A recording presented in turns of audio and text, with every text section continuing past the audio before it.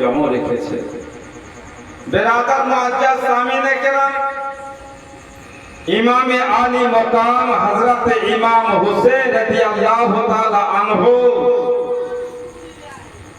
এই সমস্ত লাশকে বেরাদার খিমার এক কোলে রেখে দিয়েছেন। আর হায়দারি তালওয়ার নিয়ে ইমাম হুসেন নিজের বোন, বেটি, বিবি সকলকে এক জায়গায় জমা করেছেন। বলুন সুবহানাল্লাহ। বেরাদার মুআজ্জাজ সামিনে কেরাম, বোন বেটিকে ওয়াসিয়াত করছেন, বেটি সাকিনা তুমি একজন সাবিরের বেটি। দেখলে মা আমি কত বড় সাবুরদার, আমার চোখের সামনে বেটা শহীদ হয়ে গেল, আমি কাঁদিনি। আমার চোখের সামনে আমার বোন সৈয়দা যায়েনাবের দুই কোল খালি হয়ে গেল, চোখে পানি আসেনি। এই বেটি সাকিনা তুমি একজন সাবিরের বেটি, আমার শাহাদাতের পরে খবরদার মাথা চুল ছিটিয়ে তুমি কাঁদবে না। জোরে বলো। আমার লাল, আমার দুলারি কলেজের টুকরা, আমার নয়নের তারা বেটি সাকিনা, খবরদার তুমি বেপর্দা হয়ে কাঁদবে না। কারণ তোমাদের পর্দাকে বাঁচিয়ে রাখার জন্য আমি হোসেন এত বড় কুরবানি দিলাম। জোরে বলো সুবহানাল্লাহ। এই কুরবানি যদি না দিতাম, এই কুরবানি যদি না দিতাম, না দিতে পারতাম, তো আজ থেকে, আজকাল তারিখ থেকে ইসলাম থেকে মা বেটির পর্দা উঠে যেত। জোরে বলো সুবহানাল্লাহ। বেটি সাকিনা ইসলামের পর্দাকে বাঁচিয়ে রাখার জন্য এত বড় বিসর্জন দিলাম, কুরবানি দিলাম। বেরাদার মুআজ্জাজ সামিনে কেরাম, মা যায়েনাবকে বলছেন, বোন যায়েনাব তুমি তো ফাতেমার বেটি, তোমার চোখের সামনে 2 লাখ আউলা মুহাম্মদ শহীদ হলো, তোমার চোখে পানি দেখতে পাইনি, তুমি কাঁদনি। এই সৈয়দা যায়েনাব তোমার চোখের সামনে তোমার আদরের ভাই ইমাম হুসেনের শাহাদাতে, ইমাম হুসেনের শরীরে রক্ত দেখে খবরদার মাথার চুল ছিটিয়ে কাঁদবে না, মাথার কাপড় সরাবে না। জোরে বলো সুবহানাল্লাহ। যায়েনাব দেখলে এই পর্দা বাঁচাবার জন্য কত বড় কুরবানি দিলাম। তো আমার শাহাদাতে তুমি সবর করবে, কাঁদবে না। জোরে বলো। হযরতে মা শাহরবানু ইমাম হুসেন রাদিয়াল্লাহু তাআলা আনহুর স্ত্রী তাকে ডাকতে বলছে, শাহরবানু এতদিন ধরে তুমি আমার জীবনে থাকলে বিবি,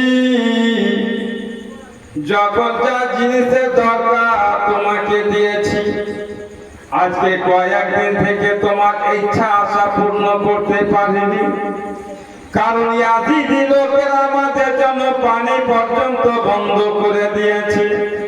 ওরে আমার বান্দাগিরি শাহরবানু, আজকে তোমার চোখের সামনে তোমার মাথাটা চলে যাবে, তোমার চোখের সামনে তোমার স্বামী চলে যাবে, তোমার দুঃখ কষ্ট শোনার জন্য রে শাহরবানু এই দুনিয়াতে আর কেউ নাই।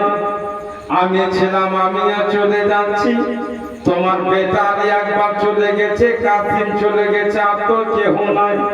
ওরে আমার পাক বিবি শাহরবানু, ওরে বাপ আমার শাহাদাতে খবরদার তুমি বেধৈর্যধার হবে না, সাবেরার মেয়ে হয়ে তুমি বাড়িতে থাকবে। হযরতে মা শাহরবানু রাদিয়াল্লাহু তাআলা আনহাকে ওয়াসিয়াত করলেন, বেটিকে ওয়াসিয়াত করলেন, বোনকে ওয়াসিয়াত করলেন। কিসের ওয়াসিয়াত? তোমরা বেটি যা, তোমরা নারী যা, পর্দা যা, পর্দা করিও। জোরে বলো সুবহানাল্লাহ। আচ্ছা, কারবালার ময়দানে ইমাম হুসেন শহীদ হয়ে যাবে, তারপরেও বেটি, বোন, স্ত্রীকে পর্দার ওয়াসিয়াত কেন করলেন? বেরাদার মুআজ্জাজ সামিনে কেরাম, এই বেটি যে আছে না, বেটি বহুত বড় নেয়ামত।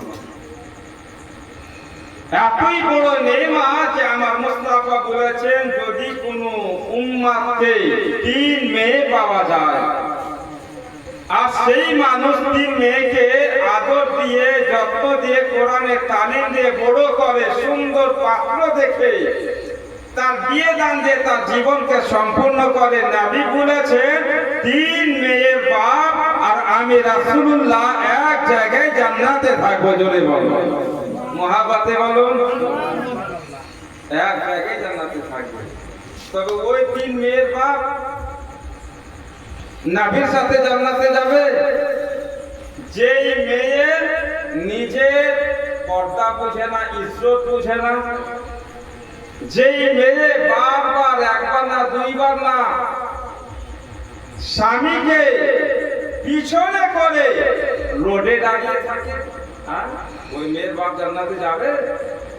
আমার রাসূল বলেছেন, আদ-দাইয়ুসু লা ইয়াদখুলুল জান্নাহ। জোরে বলুন সুবহানাল্লাহ। দাইয়ুস কখনো জান্নাত যাবে না। জোরে বলুন সুবহানাল্লাহ। এই দাইয়ুস লোকটা কি একটু চিন্তা করেন। ইমামে হোসেন রাদিয়াল্লাহু তাআলা আনহু এই কারবালার ময়দানে বোনকে নসিহত করলেন, বেটি পর্দায় থাক, বোনকে নসিহত করলেন পর্দায় থাকবে, বেটিকে নসিহত করলেন বেটি পর্দায় থাকবে, মা সাহেবানু বিবিকে নসিহত করলেন বিবি পর্দায় থাকবে।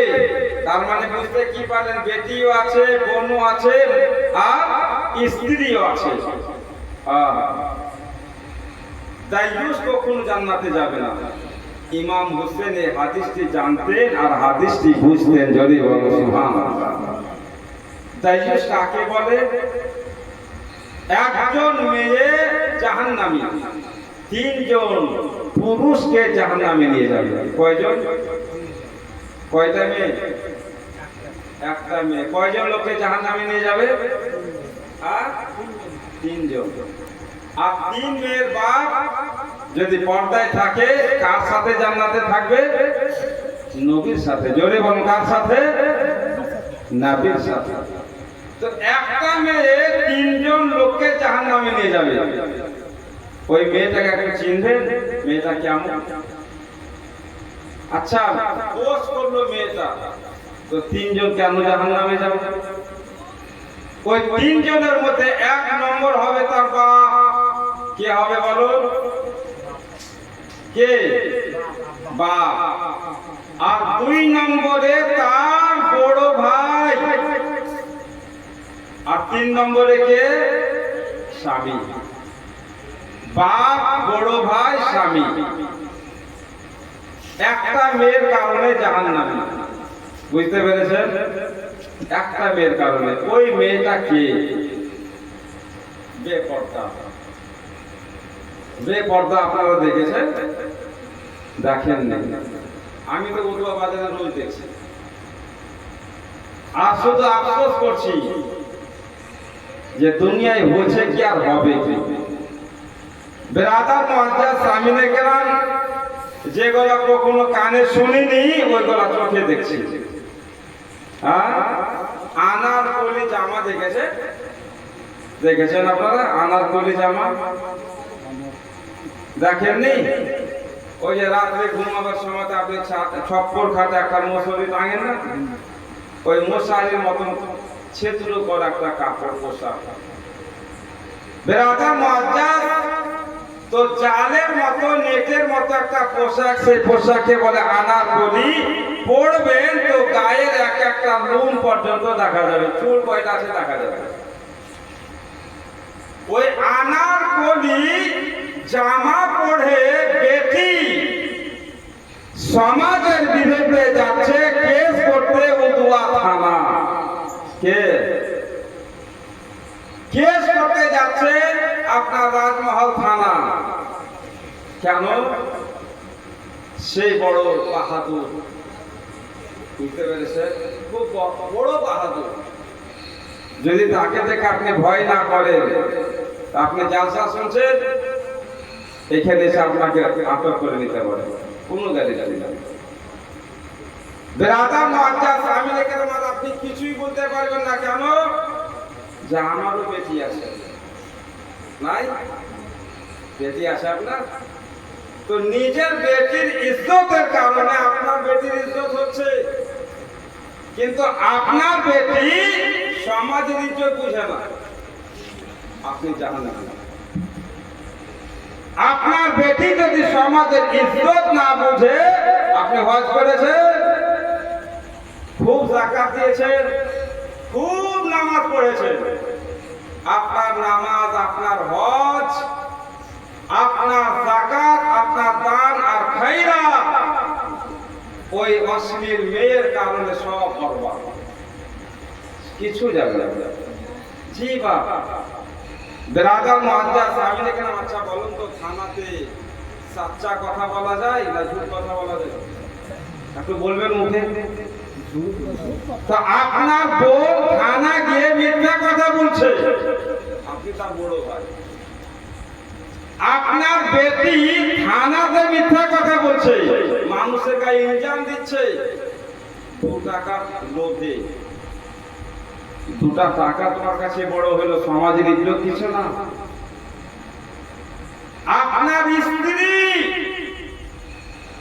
থানাতে গিয়ে মিথ্যা কথা বলছে, তো বেরাদার মুআজ্জাজ সামিনে কেরাম, ইমাম হোসেনের এই কথাটা এখানে আগাছে যে একটা মেয়ের কারণে 3 জন জাহান্নামী।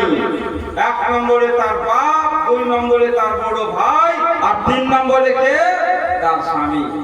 এই ধরনের মেয়ে এই রাস্তায় যারা চলে, নিজের ইজ্জতকে ইজ্জত মনে করে না, নিজের সম্মানকে সম্মান মনে করে না, নিজের মানকে মান মনে করে না, নিজের স্বামীকে স্বামী মনে করে না, বেরাদার মুআজ্জাজ বাপকে বাপ মনে করে না। এক কথায় সমাজটা তার জন্য বেকার, সেই একটা। তো এই ধরনের মেয়ে কারণে বাপ, তার বড় ভাই এবং তার স্বামী জাহান্নামী। তো বাপ আমার, ভাই আমার, মেয়েদেরকে একটু ভালো শিক্ষা দেয়, তাকে কোরআনের শিক্ষা দেয়। ইমাম হুসেন রাদিয়াল্লাহু তাআলা আনহুর কিসসা কাহিনী শুনান, যায়েনাবের কথা শুনান, মা ফাতেমা রাদিয়াল্লাহু তাআলা আনহার কথা শুনান। বেরাদার মুআজ্জাজ সামিনে কেরাম, মেয়েকে বেপর্দা হতে বাঁচান যদি জাহান্নাম থেকে বাঁচতে চান। আপনি বড় ভাই বোনকে বেপর্দা থেকে বাঁচান যদি আপনি জাহান্নাম থেকে বাঁচতে চান। আপনি স্বামী হয়েছেন, স্বামী আপনার স্ত্রীকে তার বাপ পারেনি, শাসন করতে পারেনি, তার বড় ভাইও পারেনি, আপনাকে গছিয়ে দিয়েছে, এবার আপনি তাকে শাসন করেন, আর আপনিও যদি তার মতো হন তো সেই জাহান্নামে, আপনিও জাহান্নামে। বেরাদার মুআজ্জাজ ইমাম হোসেন রাদিয়াল্লাহু তাআলা আনহু কারবালার ময়দানে খিমার ভিতরে বোনকে এটাই নসিহত করেন, বোন তুমি একজন সাবেরার বেটি, সাবুন করিও, পর্দা করে থাকবে, বেপর্দা হয়ে আমার শাহাদাতে কাটবে না। আর সাকিরাকে বলেন, বেটি সাকিরা তুমি আমার বেটি, পর্দায় থাকবে। শাহরবানু বিবি, তাকেও বললেন, বিবি তুমি আমার স্ত্রী, পর্দায় থাকবে। জোরে বলুন, মহাপাতে বলুন, আর একটু জোরে বলুন সুবহানাল্লাহ। তো ইমাম হুসেন রাদিয়াল্লাহু তাআলা আনহুর 3টা ওয়াসিয়াতের উপর যদি আমল করে নেন তো আপনিও ভালো থাকবেন, আপনার বেটিও ভালো থাকবে, আপনার স্ত্রীও ভালো থাকবে, আপনার বোনও ভালো থাকবে। আমল করার চেষ্টা করুন। বেরাদার মুআজ্জাজ ইমাম হুসেন রাদিয়াল্লাহু তাআলা আনহু বলছেন, শাহরবানু তোমার চোখের সামনে তোমার যুবক বেটা চলে গেল, সাবুর করেছে, আমার সামনে পর্দাশীল হয়ে থাকবে। আমার শাহাদাতের পরে খবরদার বিবি তুমি বেপর্দা হবে না, কারণ যদি তুমি বেপর্দা হয়ে যাও তো আজকে কারবালা তারিখের পাতাতে ইতিহাস ছেপে যাবে, দুনিয়ার সমস্ত মহিলারা বেপর্দা হয়ে থাকবে। কারণ আমার নানা মুস্তাফা উম্মাতিরা কারবালা তারিখ পড়বে, তো যেমন পড়বে তেমনই তো আমল করবে। বিবি আমার পর্দায় থাকবে। এইবার বিরাদার মুআজ্জাজ সামিনে কেরাম, ইমামে হুসেন রাদিয়াল্লাহু তাআলা আনহু বিবিকে রাজি করে, বেটিকে রাজি করে যেন বিরাদার জিহাদের ময়দানের দিকে রওনা দিয়েছেন। হঠাৎ বিরাদার মুআজ্জাজ 10 বছরের যুবক হযরতে যায়নুল আবেদিন জ্বরের অবস্থায় বাবার সামনে দাঁড়িয়ে গেলেন। বলে, আব্বা আমার থাকতে আপনি যাবেন না? পাচ্ছেন না, আমি আপনার হয়ে জিহাদের ময়দানে গিয়ে আপনার মহাব্বতে শহীদ হব। জোরে বলুন সুবহানাল্লাহ। আমার মুস্তাফা কারীমের নাতি নওয়াসা ইমাম হোসেন বলেন, যায়নুল আবেদিন সীমার ভিতরে দেখো তো আলী আকবর আছে না, কাসিম আছে না, আওনা মোহাম্মদ আছে নাই, আমার চাচা আব্বাস আলামদার আছে কি? বলে না। হযরতে মুসলিম ইবনে আওসাজ আছে? বলে না। আহলে বাইতের কোন লোক আছে? বলে কাউকে দেখতে পাই না। বলে আমার যায়নুল আবেদিন এই সীমার ভিতরে আমার নবীর বংশ তোমার ছাড়া কেউ নাই। আজকে যদি তুমিও চলে যাও তো তোমার শাহাদাতের পরে ওই ইয়াজিদি দলের পিয়াস মিটবে না, যতক্ষণ পর্যন্ত ইয়াজিদি লোকেরা আমাকে শহীদ করবে না। তবে তুমি যদি চলে যাও না, তুমি তো শহীদ হয়ে যাবে, আর তোমার শাহাদাতের পরে আমার নবীর বংশ শেষ হয়ে যাবে।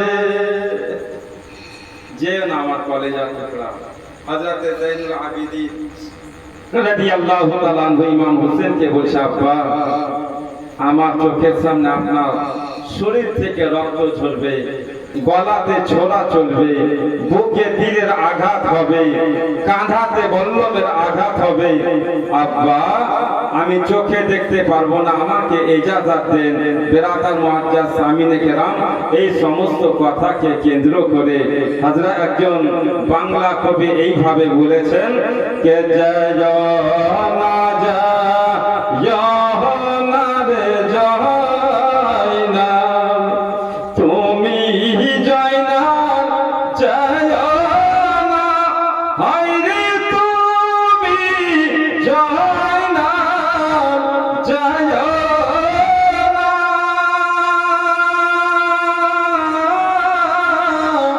তুমি জয় না জয় না রে গেলে, তুমি জয় না জয় না রে গেলে, আমার নবীর বংশ রবে না। মহরমের 10 তারিখে কি ঘটাইলে রাব্বানা, হায় রে কি ঘটাইলে রাব্বানা, কলিজা ফাটিয়া রে যাই গো, বলিতে তারি ঘটনা। মহরমের 10 তারিখে কি ঘটাইলেন রাব্বানা, হায় রে কি ঘটাইলেন রাব্বানা, কলিজা ফাটিয়া রে যাই গো, বলিতে তারি ঘটনা। মহরমের 10 তারিখে একবার জোরে বলিয়া হোসেন জিন্দাবাদ, আর একবার মহাপতি বলিয়া হোসেন জিন্দাবাদ। হাসান শহীদ জহরে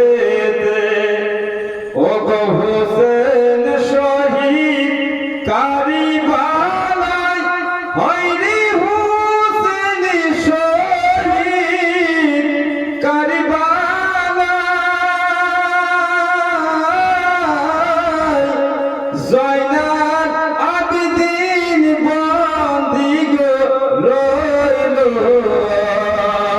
ইয়েজিদেরই জেলখানায়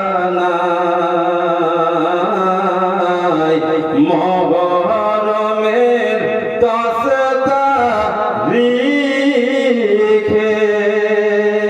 বিরাদার মুআজ্জাজ আল কিসসা মুখতাসার ইমাম হুসেন জাইনুল আবেদিনকে বললেন, বাবু জাইনুল আবেদিন তুমি যেও না লাল, কারণ যদি তুমি চলে যাও তো আজ থেকে আমার নবীর বংশ শেষ হয়ে যাবে।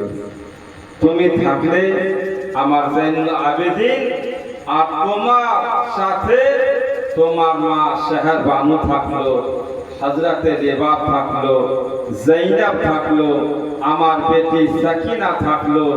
আমার শাহাদাতের পরে আমার জানাজা তুমি পড়বে না, আর তোমার এই ফুফু সাকিনাকে এবং আমার বেটি সাকিনা আর জাইনাব তুমি তোমার মাকে সঙ্গে করে ইজ্জত ও হেফাজতের সহিত মদিনায় চলে যাবে। জোরে বলুন সুবহানাল্লাহ।